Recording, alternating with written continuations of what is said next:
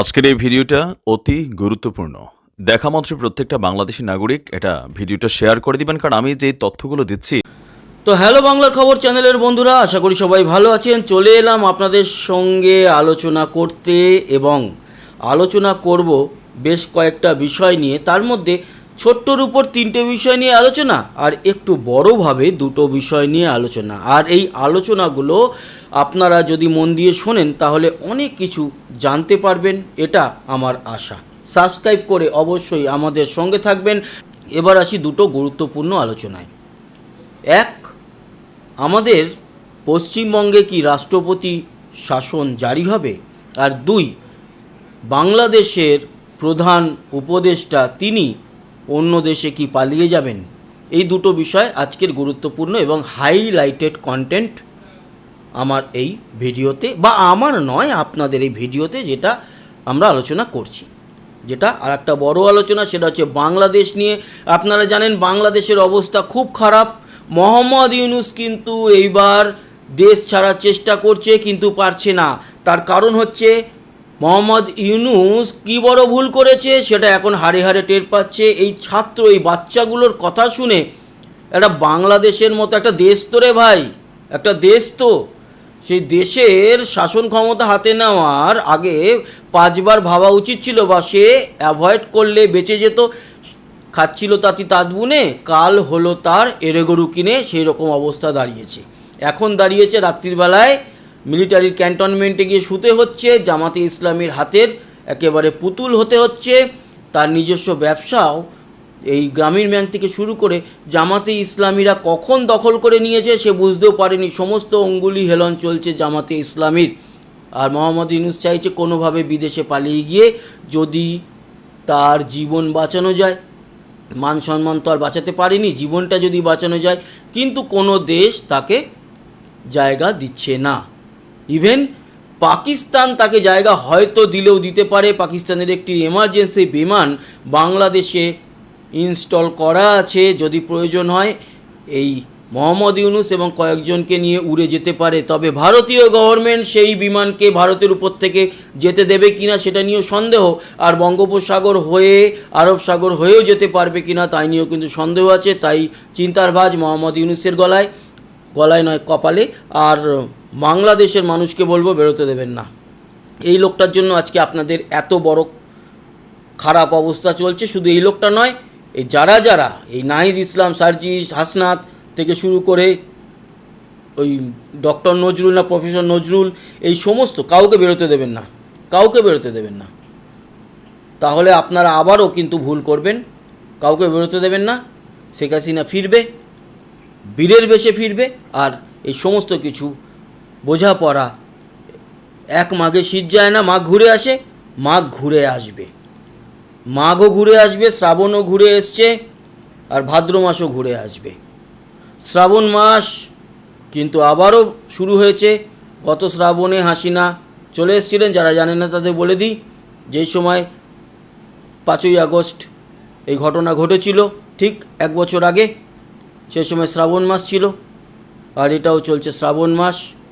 তো শ্রাবণও ধারায় বা শ্রাবণও ঝরায় দুনয়নে, সেটা কিন্তু মোহাম্মদ ইউনূসের 2 চোখে ঝরাচ্ছে।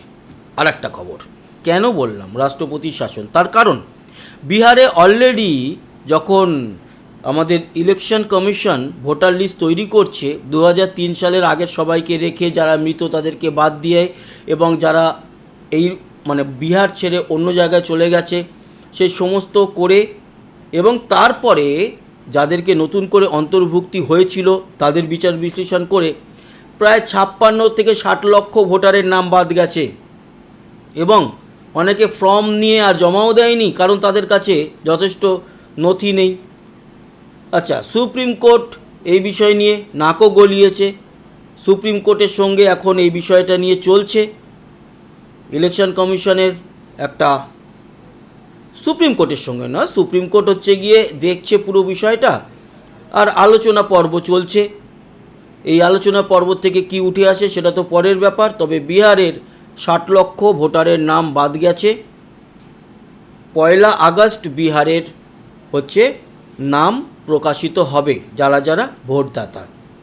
বাংলার উপরেও এই এফেক্ট আসতে চলেছে এবং 2026-এ বিধানসভা ভোট, তার আগেই এসআইআর হবে এবং সেখানে 2002 সালের আগে যেই ভোটারদের নাম সেখানে ছিল তারা তো থাকছে, কিন্তু তাদের মধ্যে থেকেও বেছে নেওয়া হবে কাদের, যারা জীবিত আছে, যারা মৃত এবং 2002 সালে নাম থাকলেও তার পরেও অন্য কোনো প্রদেশে গিয়ে সেখানকার বাসিন্দা হয়ে গেছে বা ভারতের বাইরে চলে গেছে, সেখানকার নাগরিক হয়ে গেছে, তাদের নামও বাদ যাবে। তার পরবর্তী সময় যারা আছে তাদের জন্য 11খানা ডকুমেন্টস দেওয়া হয়েছে। সেই 11খানা ডকুমেন্টস যদি তার মধ্যে একটাও ঠিকঠাক জমা দিতে পারে তাহলে তার নাম থাকবে এবং অবশ্যই থাকবে তাদের নাম যাদের মা বাবার নাম ওই 2002 সালের ভোটার লিস্টে ছিল।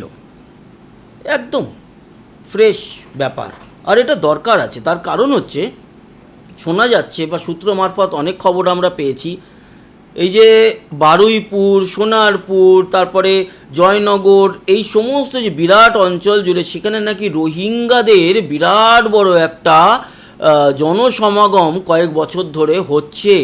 মানুষ ওখানে নাকি অনবরত প্রবেশ করে যাচ্ছে এবং তারা কয়েকদিনের মধ্যেই Aadhaar card, voter card, ration card এ সমস্ত পেয়ে যাচ্ছে, অথচ তারা ভারতবর্ষের বাসিন্দাই নয়।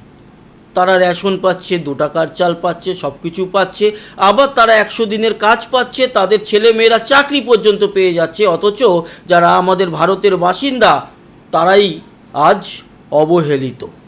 এইখানে দাঁড়িয়ে প্রত্যেকের উচিত তাদের বিরুদ্ধে একেবারে নেমে পড়া বা তাদের যাতে একেবারে এই সঠিক তথ্যগুলো সামনে উঠে আসে এবং তারা যেন ভারতের এই যে ভুলভাল কার্ড দিয়ে তাদেরকে নাগরিক বানানো হয়েছে সেগুলো সকলের সামনে প্রকাশ পায়, ভোটাধিকার হারায়, সেটা নিয়ে উঠে আসা। কিন্তু না, কিছু মানুষ আমাদের সরকারের বন্দনা গেয়ে এবং যেই রাজ্যের শাসিত পার্টি, রাজ্য সরকার শাসন করছে যে পার্টি, সেই পার্টির একেবারে পদজল খেয়ে যারা এর হয়ে গলা নাচাচ্ছে তাদের হয়েই কিন্তু আমাদের কেন্দ্রীয় সরকারকে বিচার বিশ্লেষণ করতে হবে এবং তারা সেই বিষয়গুলো দেখছে। এবং আপনারা অনেক কিছুই জানেন, আমাদের যে রাজ্য সরকারের ইলেকশন কমিশন আছে বা যেই সমস্ত পদাধিকারী আছেন, অনেককে নিয়ে গেছে দিল্লিতে ট্রেনিং দিতে কিভাবে এই কাজকর্মগুলো করা যাবে, কিভাবে আসল ভোটারকে তুলে আনা হবে। সেই ব্যাপারে শোনা যাচ্ছে প্রায় 1.5 কোটির কাছাকাছি নাম বাতিল হতে পারে আমাদের পশ্চিমবঙ্গ থেকে, এবং যারা আমাদের ভারতবর্ষের নাগরিক 2002 সালের আগে যাদের নাম ছিল তারা তো নিশ্চিন্তই, আর যারা তার পরের তাদের তো কিছু না কিছু থাকবে। মাধ্যমিক পাস সার্টিফিকেট হোক কিংবা পাসপোর্ট হোক কিংবা তার জন্ম সার্টিফিকেট হোক, কিছু না কিছু তো থাকবেই। তার মা বাবা বা 2002 সালে যাদের মা বাবার ভোটার আইডিতে নাম রয়েছে তাদের সন্তানদেরও তো কোনো চিন্তার ব্যাপারই নেই, তাদের তো কিছু না কিছু থাকবে। তো অযথা টেনশন করছেন কেন কেউ? কোনো টেনশন নেই।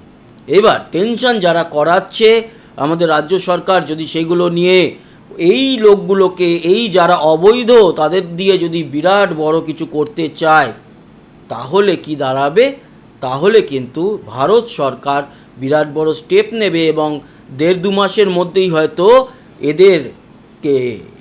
এদের ক্ষমতাকে খর্ব করে রাষ্ট্রপতি শাসন জারি করে হলেও এই সঠিক ভোটারদের তালিকা নির্বাচন করা নির্বাচন কমিশনের কাজ হয়ে পড়বে। তাই পশ্চিমবঙ্গে রাষ্ট্রপতি শাসন জারি হতে পারে, এই কারণেই এটা আগে থেকে জানিয়ে রাখলাম। এরকম কিন্তু সমস্ত খবরাখবর পেয়েছি। ভালো থাকবেন, আবার দেখা হচ্ছে। সাবস্ক্রাইব করে সঙ্গে থাকবেন, লাইক শেয়ার করবেন, কমেন্ট বক্সে আপনার মতামত অবশ্যই জানাবেন। টাটা।